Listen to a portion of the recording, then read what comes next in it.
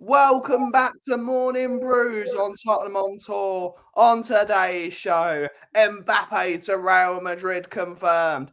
Eze to Spurs, question mark? And MSP Sports Capital to invest 40% into Tottenham Hotspur. Tune in now.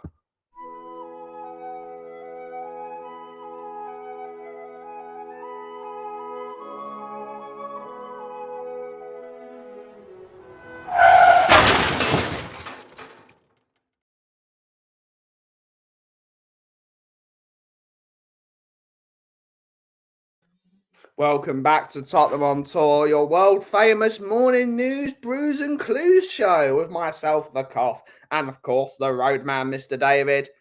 What's happening this morning, David? We've been having a little couple of technical issues, but we got through it. Yeah, I'm having technical issues in here and outside, mate. And this morning I just want today get today over with, so I can wake up for a new day, because it's been a nightmare, mate. People on the road, they can't drive. They can't drive. No, they can't. They cannot drive at all. Let's see who's in the audience this afternoon. Well, it is afternoon somewhere this morning to talk about what we're going to talk about. We have Bees in the house. I've never seen your name before, so if you are a real person, please like and subscribe to Tottenham on Tour. It really helps us out, buddy. Cheers, buddy. This is classic Levy Cullen PR. There was no Enoch cash injection 2 seasons ago, and this will also be hot air, a smoke screen to settle sheep fans. I'm not going to call anyone a sheep. We don't like calling people sheep here on Tottenham on Tour. Everyone's allowed an opinion. Everyone's allowed to think what they think. As long as we all respect each other's opinion, that's good. We got a near ban saying Chelsea were to receive 15 million bonuses from a Real Madrid win. 8 million on Kepa, 7 million on Hazard. Still cashing in on Hazard. That's called business. They got it right. I mean, you don't want to say it, but Marina really did know what she was doing. She really did know what she was doing, that woman. We got Adam McFarlane. Good to see her. Good to see her. We got Remco saying, looking forward to this. Good to see her. I've never seen you before in here either. So like and subscribe to Tottenham on Tour. Do you think this investment is the final step for a takeover? No, we'll get to it at the end of the show. We got Tweak, YouTube member. Good to see you, buddy. Good to see you. We got Andrew Gregory saying, morning, Ben and David. Hope everyone is well. Investment in football club or Levy Land developments. We'll get to it. We got Jessica saying, honestly, I'd be shocked at Eze, even though a link with Kubo is more likely clickbait. I can sort of see Kubo due to how Levy wants to sell shirts. Maybe. We got the number one Agamar in the world. Good to see ya. We got Oi. Big up Celery Asian, my man from down under. Good to see ya. We got Rhythmic Renegade. We will get to that. We got Richman, YouTube member. Well, I don't think MSP have the minerals. We got Shemtang. We got this guy. I don't know if he's trying to get us to say that, but hello, buddy. Good to see you. Hello, Avatar from Wembley One. Good to see you. Inner Hype, Stephen Cartwright, Gary Paul Speed. We got Craig O'Sullivan from the Guardians of the Pombo. We got Dave shaking his head at the cat. Yeah, absolutely. We got Rico's in the house. Good to see you. Right. Mbappe to Real Madrid. That was obviously going to happen, wasn't it? Yeah, it's been on the cards for ages. And yeah, I mean, if you look at the players Real Madrid have, adding Mbappe into that's insane. Yeah. That's insane. You know, you got Vinny Jr., you got all them, and then you're adding Mbappe to it. Yeah. And it's not like they need him. They've just won the Champions League. Yeah. So that's how a real club works. Do you know what I mean? It's when you're a club like us, you never sit still. You never sit still. Never settle. Never just allow players to settle or anything like that. It's always constant movement, going for the best, and yeah, it's annoying to see, but fair play to them. I mean, every club but Tottenham Hotspur Football Club act in this way. Every other club but Tottenham Hotspur Football Club. I wouldn't say everyone, you know. Most of the good, most of the clubs in our position. Most bigger clubs, yeah. When I mean in our position, in the top, right, yeah. the top 10 richest teams in the world. As soon as they win, they move on and they go, right, we're going to win again. Because as in the words of the greatest ever captain and second, probably the longest reigning captain in the history of the football club, in Steve Perryman, once you've won a trophy, that's when you win more because you get the taste for it. And once you've got the taste of winning, you win and you win and you win and you win and you win. Unlike us who don't win, pretend we want to win, say we're going to try and win, and yet sign Timo Werner. Yeah, exactly. It's annoying when you see a club like that, and you see, and people are going to hate me for this, and I know they will, but you look at Arsenal. Yes, they're not winning, but they spend to try. Like, don't get me wrong, you know what I mean? In the Prem, you're going after Man City, who they always do it. They always do it at the moment. But Arsenal are on the precipice of pushing them for that. They're close. They go and sign an Isak. They're two signings away, aren't they? They're two signings away from the title. Yeah, they really are. And it's worrying when we're so many years behind again, when we shouldn't be. We should be in a position where, you know, we're up there catching them up and stuff. But we're not. I just hope next season we get into a position where we can actually hit a final and see, hopefully just bloody win one. I don't care if it's the Carabao. Oh, you know, Carabao, I'd be happy. Tottenham fans scoff at the Carabao Cup. I would love to. The only trophy I've ever seen in my life is the League Cup. So I'm happy for it. I love the League Cup. I think it's a great trophy. Yeah. The League Cup is a great springboard because it gives you that little boost. It gives you that little bit of arrogance you need to go get the rest of the season. I'd love to win a Carabao Cup. I'd love to win a Carabao Cup. I think it'd be a great trophy for us to win to get the ball rolling. Mate, I wouldn't care if it was the Conference League trophy. I'd love it. Another one. I'd love to have the Conference League. I wanted the Conference League when we were in it and we played crap players in it. Well, we played crap players in most of the clubs with Tottenham clubs. Yeah. But yeah, I mean, come on, we got to be serious here, right? From what I've seen from the links we got to certain players and everything, next season there ain't going to be no challenging for titles and nothing like that. And I hope I'm wrong. I hope we have like a Leicester season, but we shouldn't be having a Leicester style season where it's just a one-off. We should be there. We should have the players within the squad. But, you know, signing Timo Werner, I know a lot of people like him. Fair enough. That's your opinion. That's fine. People like me and Ben hope we're wrong in this situation. But is he really? We hope we're wrong. Yeah, we hope we're wrong. But is he really the type of player that's going to take you over to win titles? No. Do you think City would buy a Werner? Do you think Arsenal? Do you think Liverpool would buy a Werner? No, they wouldn't. Put yourselves in another club's shoes. If we saw Arsenal sign Timo Werner, what would our reaction be? We'd be laughing at him. We'd be laughing our faces off. Yeah, and that's an issue. There is when you see these clubs who wish to actually win, and they're not signing players like that, but we are. It's that old added thing. It's the Levy way. Yeah. And that's how it feels like we're going back the Levy way. I hope that this is wrong. I hope he's going to sit there. I hope he's going to be a part of the squad that does well. Score 20, 30 bloody goals. I hope we're completely wrong. But history kind of dictates that Timo Werner ain't going to give you 20, 30 goals. It's another one. Imagine we signed Dominic Solanke. Yeah. That's another one. I don't want Dominic Solanke. I'd prefer him than Timo Werner, but I don't want him. I mean, he's had 19 goals this season in the Bournemouth side, so, you know, that's not actually that bad returns if you think about it. You know, 19 goals, but is he the type of player again? No, he's just a player from a team that's going to be easy to get. Yeah. We should be getting players that aren't easy to get. You know, Real Madrid have fought for years to get Mbappe. Yeah. It's been going on consistently for years. And yet now they finally got him because they carried on and carried on. Whereas we'll spend the window going for a player, right? Like, let me just say this: we go through a window trying to get a player like a Jack Grealish, and offer pittance. Just We offered it's like 12 million quid for Trossard. Yeah, but it was Josh Onomah, wasn't it? We offered Josh Onomah as a thingy. 2.5 million in Josh Onomah for Jack Grealish. Yeah. And it's like, and that's when you know we're just a club that tries to do everything on the cheap in that sense. Like, yes, we have spent money. There's no denying that. Past couple of seasons, we've spent money.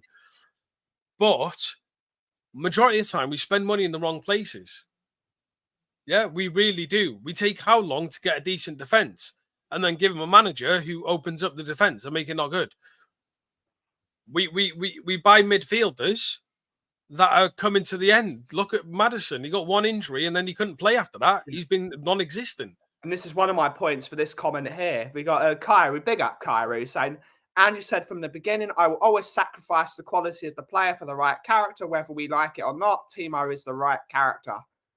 Why can't we have both, firstly? Why can't we have quality players with the right character? And secondly, Timo Werner's had a really bad injury. I don't think people realise how bad a tier 3 hamstring injury is. When the only attribute you've got is pace. When you get a tier 3 hamstring injury, when you've ripped your hamstring off the bone, that is a really painful one.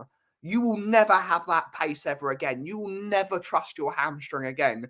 The moment he tries to go full pace, he will be like, oh, like we saw it with Van der Ven, and he only tweaked his hamstring twice last year. He tweaked that twice, and he wouldn't go full sprint for the first few games because it's like, oh, is it going to go? When you do your hamstring that badly, you will never trust it again. He will always, like Sessegnon's another one. He never sprinted because he knew if I sprinted, I would get injured. Well, he did, didn't he? He would get injured waking up in the morning. It's like we speak with Brian Ireland, and Brian Ireland's got really, he's got glass ankles in his words. He would get out of bed and he would have twisted his ankle in bed. That's Ryan Sessegnon. That's Ryan Sessegnon. Oh, I've done my hamstring. I've woke out of bed. I've done my hamstring. Oh, sorted. He'd probably run in his dreams and still do his hamstring, mate. Yes. But yeah, I just hope, and this is obviously the part of me where I get called, you know what I mean? My name on this was David Positivity, Mr. Positivity, right? Because I always have that. I always have a bit of positivity. I always hope. And I hope that we come to the window, we sign another incredible winger that can play the left and right. Go on, mate. We buy an incredible striker. That's the hope in me. Yeah. The logic in me is saying, no, here we go, another window where we're going to buy an abundance of players from teams that want to get rid of their players because they're not good enough for their teams, and we're going to be left with them. Yeah, we're going to be left with them. We're going to be left with them. I'm sorry, if we sign Solanke when we should, as a club, be going for the Isak. Yeah. I'm sorry, Tony shouldn't even be in the conversation. Ivan Tony should not be in the conversation when you hear the fact that Isak could be sold by Newcastle. So why the hell aren't we offering them the money for it? Yeah. Why is it only the Arsenals, the Chelseas, teams like that going for these players? Why are we always sitting there hoping to find the next gem? Yeah. Ivan Tony isn't a gem though, is he? He's just cheap. What I mean is, what I'm saying is, you know, when we buy a player, you look at a majority of players we bought over the past couple of seasons. Yeah, some have worked out fantastic, by the way. The Pape Sarrs, the Van der Vens, the Udogis and everything, unknown players, but they're okay when you're doing defensive midfield. When you need an attacker, you need an unknown. You need to have that quality, and apparently there was that craftsman, don't you? Up front, you need someone that's been there, done it, t-shirt, won trophies. Pressure. Exactly. And apparently we're looking for a Prem-proven striker. Well, look at the Prem. The only Prem-proven strikers who would actually benefit your team, Cole Palmer, who's lit up the scene. Yeah. Ollie Watkins, which I just don't think he'd be right for us anyway. I love Ollie Watkins, though. I love him, but I just feel like... It's another player we offered stupid money for we should have had. Yeah. But we're looking for Prem-proven strikers. Solanke isn't a Prem-proven striker. He's done it, this season alone. And overall, he's not that great. Ollie Watkins, great, but why would he come to Spurs when Villa are in the Champions League? He's not going to do that. Also, he's 29-30, so it's really no. Yeah, but Isak, right? Isak would be a great striker for us. He's dominant. He's got pace. He'd work, and he's a poacher as well. Yeah.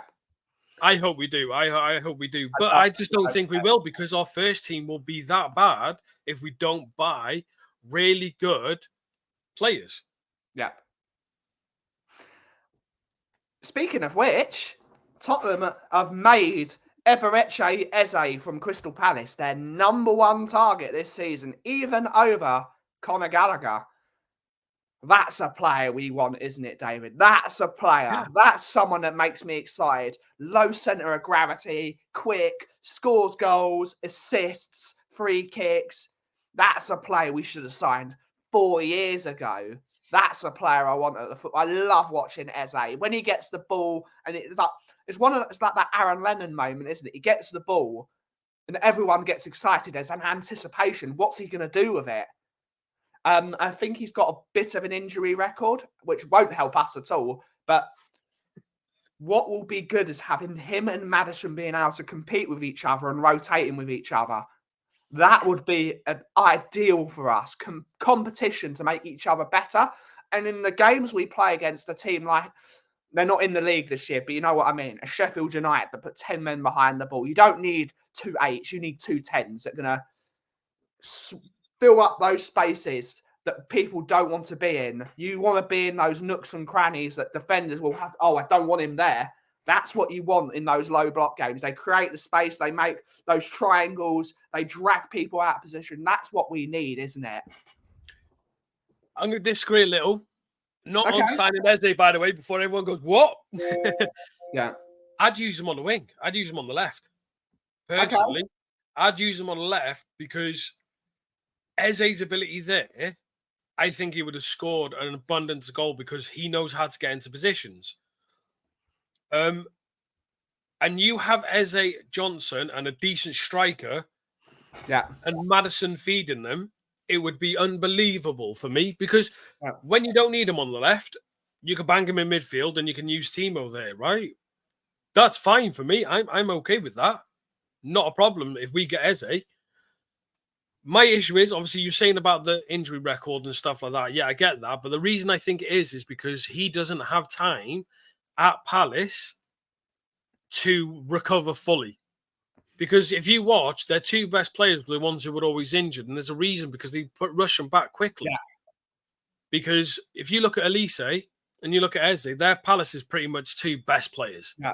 They're exciting. They're skillful. When they get on a ball, like you said, it gets you off your seat. You love it. That, for me, is the reason why they're so injured. I think if they came into a team like us, they'd be at a rotation. You'd have the rotation. You'd have that ability because we've got, Lucas Bergvall now, June the 1st, became an actual Tottenham player. So excited to see him. Fantastic young talent. And hopefully he gets a chance because he looks quality. And we need a player like that. You know what I mean? Arsenal did it with Ødegaard, gave a chance to a young kid. Now look at him. We need to give a player like Bergvall a chance within the squad. Take in the lower stages of the League Cup and the FA Cup. Exactly. But even in Prem games, you put on a player like that who's willing to, wants to prove himself. That's a big question. No, that way. This man has been asking since the start. Yeah. Watch all the streams. I don't like inverted fullbacks. Yeah. Everyone knows I don't like inverted fullbacks. My issue is we're not the only ones who are going to go in for Eze. Now, I know we've apparently laid the groundwork.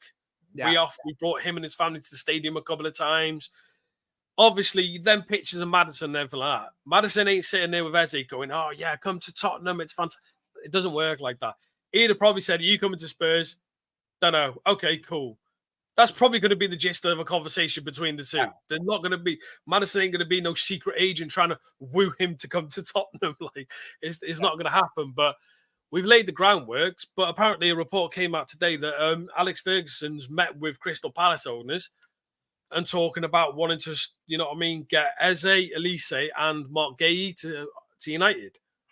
Those are three brilliant players. Those three would revolutionise that United team.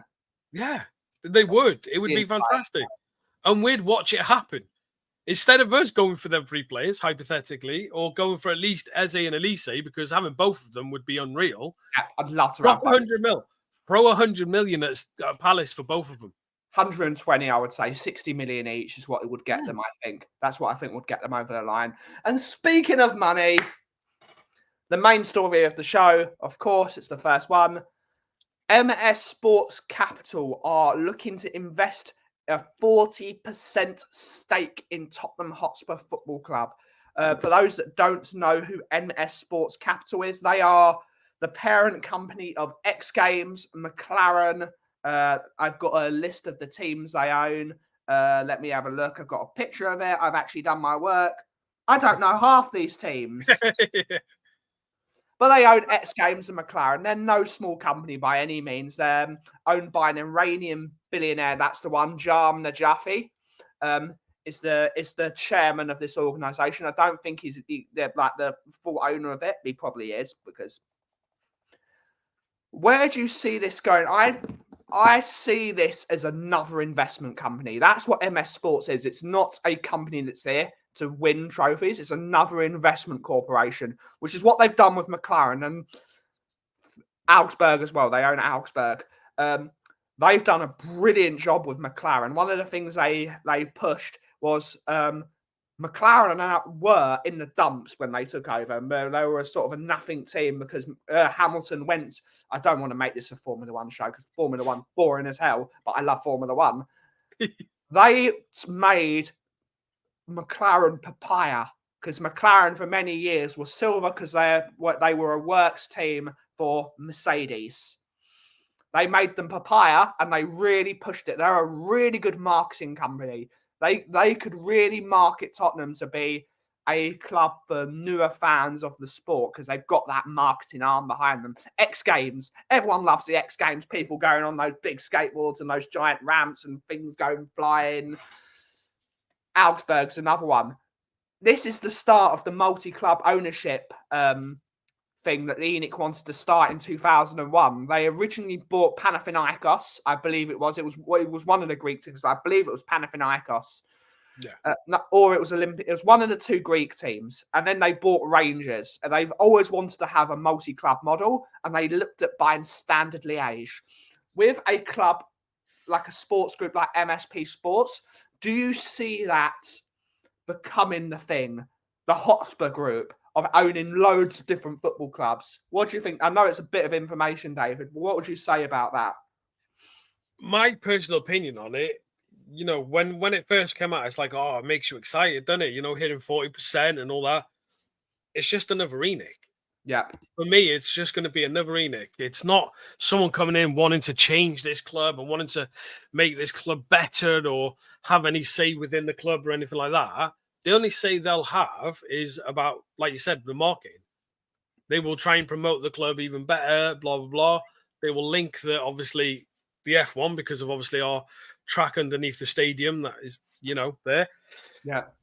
That's what they'll use that for. It's going to be just like we're going to be one big advertisement board, effectively. Yeah. We pretty much are now, and that's all this is going to be is another ENIC. If anyone thinks this is going to be any massive change within the club and that they're going to come in and tell Levy, oh, you need to get this and you need to do that, it's not. Levy will still be the football inside. He will just have extra money that won't be put to the football inside. Well, it's multi-club ownership, isn't it? Imagine those 2 organisations, ENIC and MSP, like they do a merger. Imagine they do a merger. They'll have a massive amount of clubs because they'll have Tottenham, they'll have Augsburg, they'll have the X Games. There will be one massive sports conglomerate. Yeah. And it will just be all advertisement. Like I said, it's you hope if they did come in, they would try and have some sway in saying that, look, if you put the money into the players and you start challenging and you're up there in the biggest competitions and you're fighting against the biggest teams, then your advertisement's better. Yeah. Simple as. Your advertisement will be better if you're fighting the Real Madrids, the cities and everything for trophies, well, then you're put on the bigger stages, so you're in the limelight.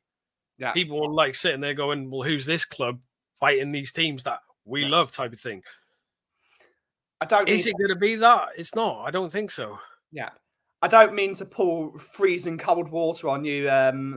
You didn't even need to change your name, buddy. I just wasn't going to say it. But you didn't need to change your name. But he's changed his name to the Mighty Cockerel. Yeah, that type of ownership is never going to buy Tottenham Hotspur Football Club. I'm not going to say why. It's probably pretty obvious why they're not. So, yeah, that level of ownership is never going to buy Tottenham Hotspur Football Club with the culture of the football club that's been there for a long time. It's never going to happen. They might be friends with the club, but it's never going to happen. And they're never going to sell unless it's for stupid money. I'm talking 15 billion because that's what Tottenham's worth. People don't think it, but that's what it's worth because it prints money. It prints money. This club is mudded. What have I missed? Cataners, Umbrella. They might maybe the US Enoch, but at least it's a new voice in the dressing room. We have a Tavakron. Enoch and MSP could merge and rename themselves Mediocrity Limited. I like it. I like it. They say they only pursue investments with operational control and significant. Right, if that's the case, great. If that's the case, and they want actual control and want to influence things, let's hope they influence it in the way that we want to. I mean, a 40% investment on our club would be at least a fair few billion. And it's not like that money couldn't go into the team, at least majority of it. My worry is with Levy, he doesn't think like that.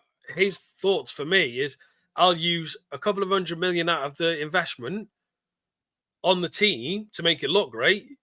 And the rest of it will go into the real estate around the stadium. That's how I feel for it. And it always boils down to Levy. He is a businessman. And if these come in and they can influence him in making better decisions to the footballing side, then that's great. Because why can't we be a team that goes right out and spends £100 million on a world-class, gonna win you a title player? Why can't we do that? Instead of, spending the 40, 50, 60 millions on players like Ndombele, like Sanchez. It's over there. There's a £100 million on two players that have done nothing for this club. Yeah. We wanted them out.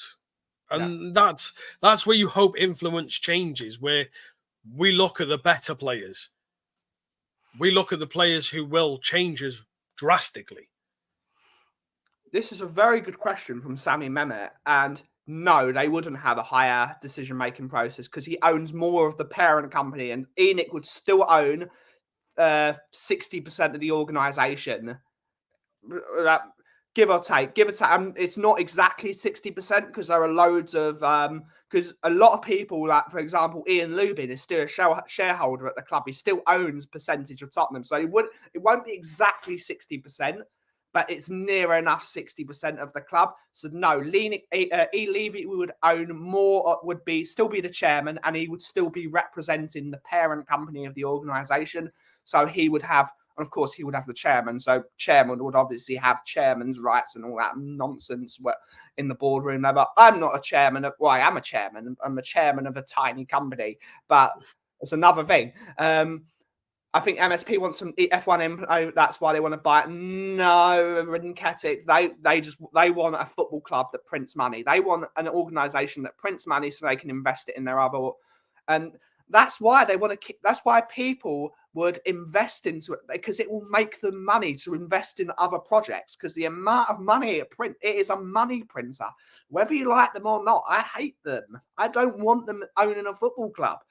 But the amount of money they've made a money machine. And that's what... it was joking. Okay, it was joking.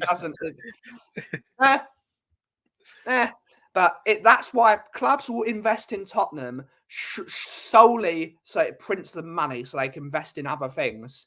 Who knows? But final thoughts on this, David, before we end the show?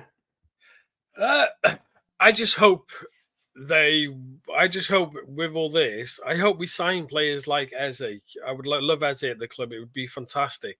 I hope this MSP, I hope they come in and do actually want a slight change within the club. I hope they actually want a voice within it and not just, come in, invest, do what he need to do and be a silent, a majority in there and let Levy do what he's doing, because we want progress within this club, right? You know what I mean? There's Levy out, there's Levy in. I'm always been the one for Levy change, right? If that means him leaving and the change happens, great. If he stays and changes, great. That's what I want. I want the betterment of our football club and to be an actual football club that challenges. Yeah. I want to see us win trophies. I want to see us in finals. I want to see us scaring teams, being the one that everyone talks about. Last season, everyone's a cup team again, David. I'd love to be a cup team that goes like, whether we're crap or good in the league, we will always be in those sort of that semi-final final. I want to be a cup team again. Yeah, that would it switched, didn't it? It switched. We used to be that years ago. Now we always concentrate on the Prem. We've seen that with Levy. The league is more important than anything else. Yeah. And I just want us to have that little switch, which it changes to where we are a cup team. We go in the Carabao, we're serious. Our first team's out from day one. The FA Cup, first team out on day one. Europa League, right? I would love us, absolutely love it to go to the end. Danny from the Hotspur Hood, big up to Dan. Winning the Europa League would be the best of both worlds for everyone, because you get Champions League football for winning the Europa League, and you get a trophy. Yeah. Win it. Be serious in it. Win it. Yeah. That's why we need the players for that. And Eze in Europe would be fantastic, right? Even I know people are going to have a go at me for this, but even Verma in Europa would be fantastic, because there's not that many pacey players in these teams. They don't deal with that type of players. A lot of teams we play just play in a slower league. Yeah. So having a player like a Verma could scare them. Yeah. You know what I mean? Scare defenses now. And then you got an Eze and hopefully like a decent striker. You know what I mean? Like some of the strikers we link with, any of them who are just really good. First team out every single game. Unless someone's injured, that's it. Don't mess about in it. We seen Postecoglou mess about in the FA Cup and Carabao last season, and look what happened then. Let's not mess about this season. Let's go for it. Why can't we? Absolutely. There's always hope, David. There's always hope. And it's a competition we always did well in.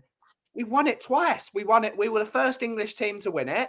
And we won it in 1984 against, we won it against Wolves, and we won it against Anderlecht at White Hart Lane. We could do it again.